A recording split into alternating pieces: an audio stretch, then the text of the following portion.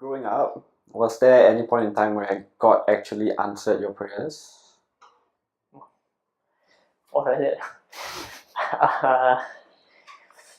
Okay. Right. I'll speak in the point of view as a child, right? How I felt as a child, not whether God really answered my prayers, because ultimately I don't know. I got selected for the gifted education program, right? And it was something that my parents really wanted me to do. Right? But personally, I thought I was damn stupid. So, and then when I did the tests and exams, I thought I screwed up. Right? So I was there praying, and I was like, "Please help me," and I got it. The other two times was when I went to for my A levels. And the last time was getting to law school. I couldn't get in the first year, so I applied the second year and I got in. And that was also like I prayed to God and I thought He answered my prayers. I've seen my share of tragedy. I've seen the reason basically one of the biggest reasons why I decided to leave God and all this is because my friend killed himself, and he was actually a very devout person. He believed in God, but he suffered from depression. That was the straw that broke the camel's back. Like I think that because I did pray to God. I prayed to God that to help him, because I personally can't help him. I'm not a psychologist. Like that maybe he finds the help, finds the peace that he wants, and this happened lah. So I think that it's all probability game. That some gets answered, and because some gets answered, we think that God is answering our prayers. Is there anything about Christianity that you have ever doubted? Why? The most obvious ones for me, like when things aren't going the way that I would want them to, I would think, does God really have the best plans for me? Is this really going to make something? Is this going to be good? Is there something good that's going to happen out of this? Like losing a friend, losing a family member suddenly. It's those kind of little moments when you think like, why would you do that? But I guess in spite of all of that, it really depends on yourself whether you choose to still believe in God in spite of the things that happen. There's a lot of people that ask the question, if God really exists and He wants the best for the world, why is there so much suffering? Why is there so much pain? And to that, I don't have an answer. Is Christianity, at least in Singapore, is it really about following what Jesus said? He says that love thy neighbor. I mean, that whole phrase, which has been a whole source of contention, right? Love thy neighbor. But then this whole anti-homosexuality thing, this whole anti this, anti that. Would they be considered Christians? I mean, in your view, do you think that we should be considered Christians? I really believe in love thy neighbor, regardless of who your neighbor is. Whether he's a Christian, whether he's an atheist, or whatever his religion, or whatever. As long as you're another person, I will try to love you to the best of my abilities. As in, I will treat you with respect until you prove that you're not worthy of that respect. And I guess with regards to things like anti-homosexuality, I personally would say that that's not loving your neighbor. Because what is homosexuality in God's eyes really? Is it something that we should be ashamed of? Is it a sin? Or is it just something else, something different that makes me different from you or whoever else on the street? Like, why does your sexual orientation affect who you are as a person and what I see of you? You're still a person. You're still deserving of love. You're still my neighbor. So if you ask me that question, I would say I would still love you lah. What was the fondest memory you have of your religious upbringing? Is the colors, the lights. Okay, why did I say this? Because I don't know if you've been to a Hindu temple before, but then there is a lot of lights, a lot of colors, and usually when I go there, like my parents, they'll be praying. I won't be praying. I'll be just looking at the colors, the flowers, uh, the designs, the artwork.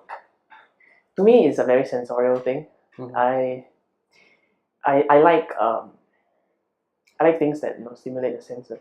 So you go there, you just feel like you're like, I don't know, not really art museum, but it just excites your senses, your smells, So that's that part I liked. For me, right, I think religion was a drug. It was a high, uh, and uh, and it was a high without any after effects, I guess. Oh yeah, and of course, Diwali I get like money, so now I don't celebrate it anymore, so I don't get anything. yeah, yeah. So what about you? Do you like? I mean, for me, I was brought up in a Buddhist household. My dad's side family was kind of devout. Like, we would go to temples every once in a while, but I never really saw the significance in it. And to me, it was this chore that had to be done. Like, my dad would be like, okay, we're going temple. And after a few rounds of like whining and complaining, I'll go with him, go with the family, go and pray. But for me, the takeaways only really started coming when I made a conscious decision to embrace religion. Like, for me, in my case, Christianity. I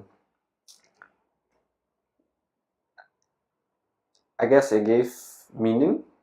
Like, previously it will be okay, just do whatever, but then now it's like, okay, I know why I'm doing it, for a greater purpose, which I might not know now, but I just have to believe in it.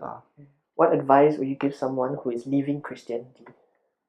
I don't think I'm in a position to give religious advice, but if a friend came up to me and said that they were leaving the religion, I would first of all ask them to think about it before committing to it. Is this what you really want?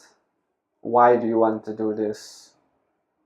If they can give the answer to themselves, not to me, then, I mean, by all means. It would hurt, definitely. Like, because if really if you don't believe in Christianity or whatever religion, you're gonna burn in hell for it. If that's real, then I'll never, like, that person won't be with me in the afterlife. And chances are, if they're asking me this kind of question, they have a certain place in my life and I have a certain place in their lives. The fact that they chose to turn away in spite of knowing this, as compared to someone that never believed in the first place, there must be something that caused it. And that something is usually pretty significant, it's something pretty big. And I'm in no position to say that I know you went through this, but God is bigger, religion is bigger. You should still believe in spite of whatever it is that happened to you. I'm not in that position to tell whoever that. So if they came to me and they told me that I'm leaving Christianity, I would really just ask them whether it's what they really want, and if they can tell me with 100% conviction that yes, it is, I'll just wish them well. And I'll really hope for the best for them, that they will find what it is they're looking for that they couldn't find in the Christian God. Okay, so how would you define God? I would like to think of God as someone who governs people actively. He's not only a creator, not only a designer, he's also a governor, and maybe a ender of things.